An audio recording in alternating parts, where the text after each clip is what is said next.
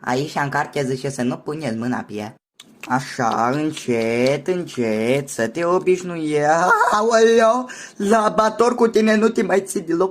Hai să dăm ceva de mâncare. Eu zic să-i dăm de mâncare o travă de șobolani, că de Hania asta-i satana în chișoare.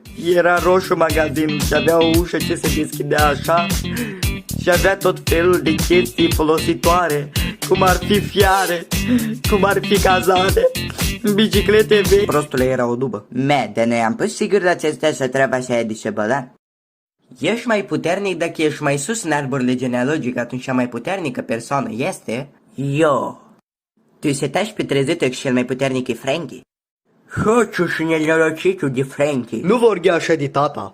Cum să nu vorbești așa că ne-a dat un prost înșenare nenorocitul? Dacă găsi Frankie, niciodată nu... De când l-am găsit pe Frankie, l-am putea chema să vină să semneze un act de adopție pentru tata și ar reveni totul. Asta am zis și Nici de cum. Măi, ce vă bala, nu i-l luat. Mai bine plăteai chiria. Hai, șeful, trăiți, ar dă-mă cardole pe el, că-i bun. Iște-ne-am și cu ghiura, ați venit să luați ferestrele și tabloile. Dar ar Dumnezeu un gât să-ți stai ridic la el. Tată, ni pe cine mi-a dus? Hă? Copchile.